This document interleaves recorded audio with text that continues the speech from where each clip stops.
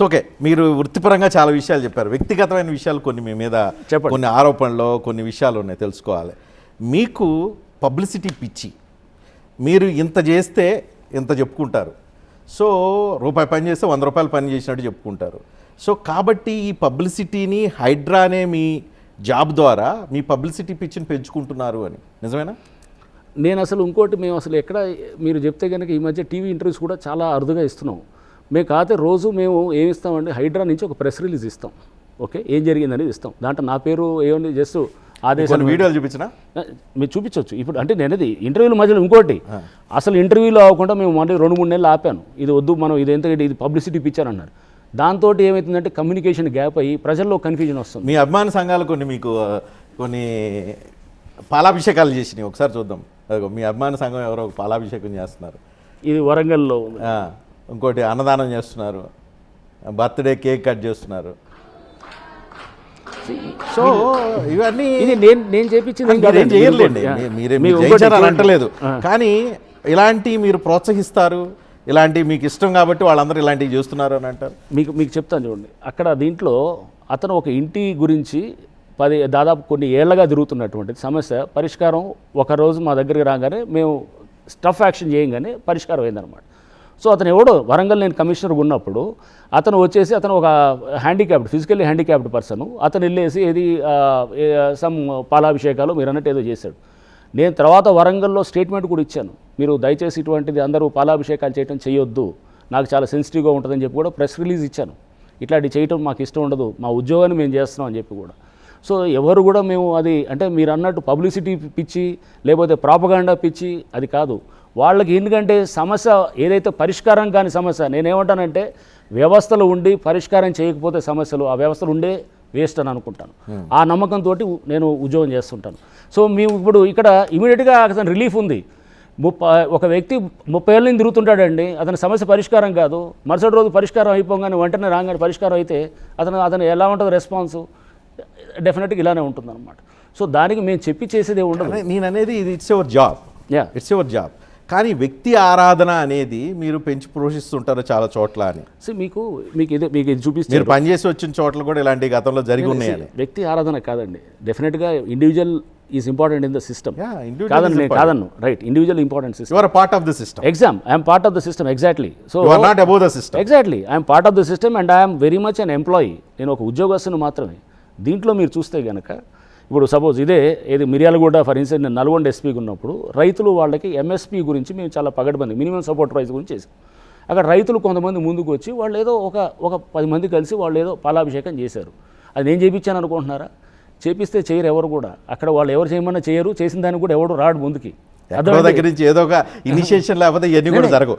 ఎందుకంటే మీ రాష్ట్రంలో 180 మంది ఐఏఎస్లు ఐపీఎస్లు ఉన్నారు, వాళ్ళందరికీ జరగని ఓన్లీ రంగనాథ్ ఎందుకు? చాలా మంది జరుగుతాయండి. మీరు అంటున్నారు, నేను అనేది చాలామంది అధికారులకి చేసేవాళ్ళు ఉన్నారు, మీకు రావట్లేదు. నేను అంటున్నాను డెఫినెట్గా నాకు తెలిసిన చాలామంది పోలీస్ అధికారులకి పాలాభిషేకాలు చేసిన వాళ్ళు ఉన్నారు, చాలామంది ఎస్ఐలకి చేసిన వాళ్ళు ఉన్నారు. అది మీకు లేదు. ఇది ఎందుకంటే ఎస్ఐలు చేసిన వాళ్ళు మంచి పని చేసిన వాళ్ళు చాలామంది అధికారులకి చేసినవి ఉన్నాయి సందర్భాలు.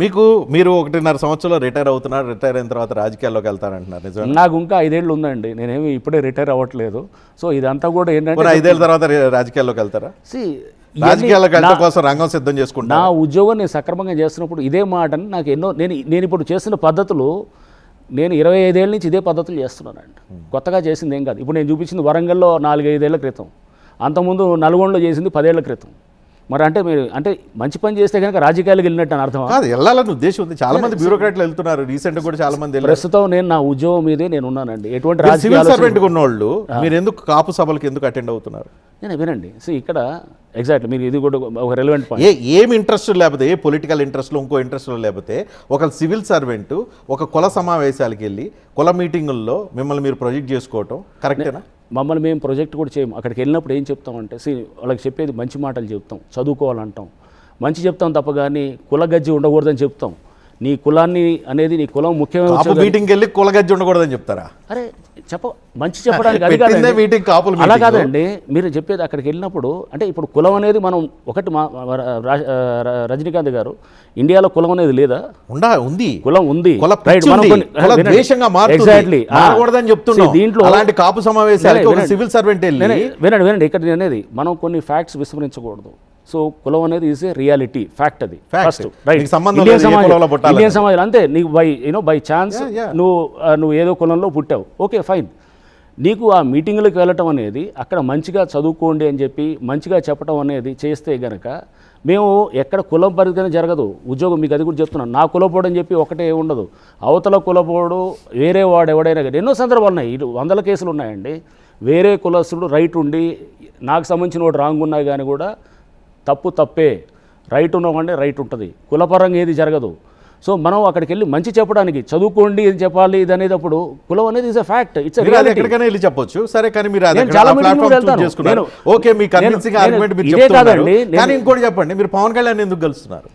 ఒకటండి అంటే ఇదంతా ఒక సీక్వెన్స్, నేను- ప్రాపర్ ఆర్డర్ లో వినండి, ఇది మీరు ఈ ఆర్డర్ లో ఉన్న దాని తరువాత వచ్చేది ఏంటంటే రాజకీయం. మీరు రాజకీయాల్లోకి వెళ్ళాలనే ఉద్దేశం ఉండబట్టే ఇవన్నీ జరుగుతున్నాయి. పవన్ కళ్యాణ్ అనేవాడు, నేను ఫస్ట్ నుంచి కూడా అయితే చిరంజీవి గారి ఫ్యామిలీకి పవన్ కళ్యాణ్ గారితో నాకు ఇప్పుడు కాదు 10-15 ఏళ్ళ నుంచి వాళ్ళతోటి వాళ్ళకి ఇది ఉందన్నమాట, కనెక్ట్ ఉంది. సో నేను చాలా సందర్భాల్లో కలుస్తుంటాను. కనెక్ట్ కులపరమైన కనెక్టా, వృత్తిపరమైన కనెక్టా? అరే ఒక సినిమా స్టార్ అండి ఆయన, ఒక సినిమా స్టార్ ఉన్నప్పుడు నేను చాలామంది సినిమా స్టార్లు కూడా కలుస్తూనే ఉంటాను. తెలిసిన వాళ్ళు ఉంటారు, వాళ్ళు కలుస్తుంటారు, మాట్లాడుతుంటారు, చాలామంది ఉంటారు.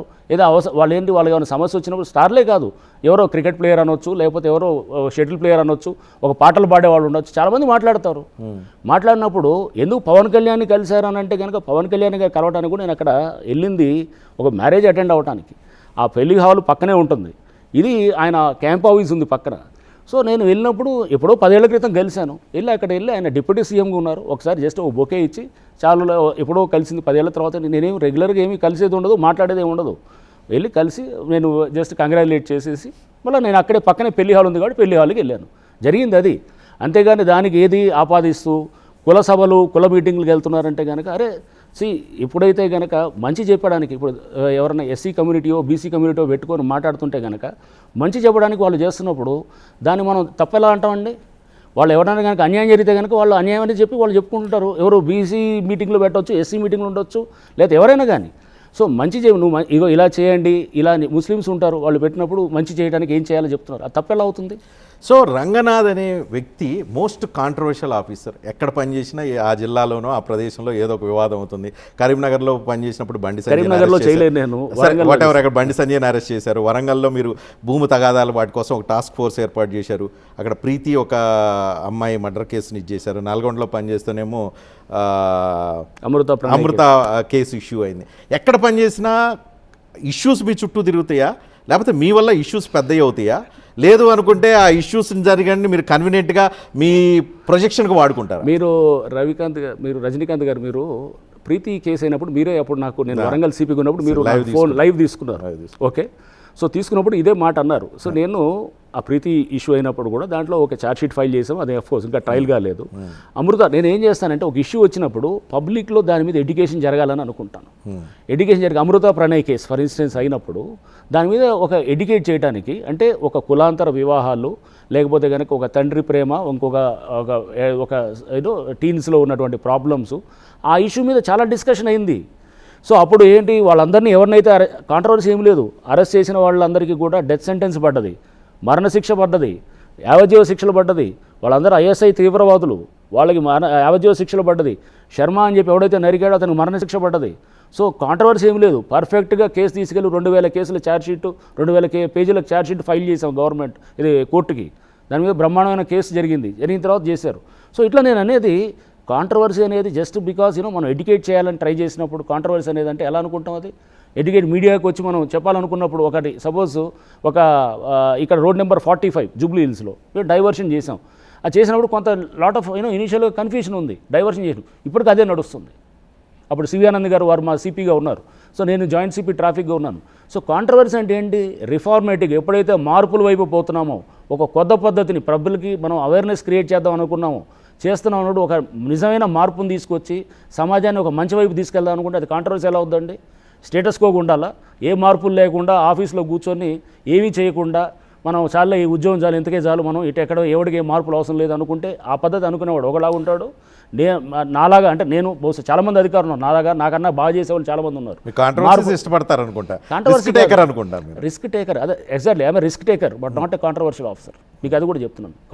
కాంట్రవర్సీస్ మీ చుట్టూ వైఫై లాగా తిరుగుతూ ఉంటాయి. కాంట్రవర్సీ అంటే ఇది నేను అంటున్నాను, మీరు ఒక కేసు అయినప్పుడు ఇప్పుడు ఇదే మీకు చెప్తున్నా, ఆయేషా కేసు అయింది. ఆయేషా కేసులో I was preliminary enquiry officer. ఈ రోజుకి ఎగ్జాక్ట్లీ మేము చేసిన దాన్ని CBI కూడా తప్పని చెప్పలేకపోయింది. సస్పెన్స్ గానే ఉండటానికి కూడా రంగనాథే కారణం. అసలు రంగనాథ్ కాదండి, అదే 1 year అయిన తర్వాత ప్రాపర్ కంక్లూజన్ చేయలేకపోవడం మీరే కారణం. లేలే వినండి, ఆ బండి సంజయ్ కేసు మీరు కడితే ఇప్పటికే ఆ కోర్టులో కేసు కొట్టేసిన పరిస్థితి కనిపిస్తుంది. కోర్టులో చాలా కేసులు అక్విట్ అవుతాయండి.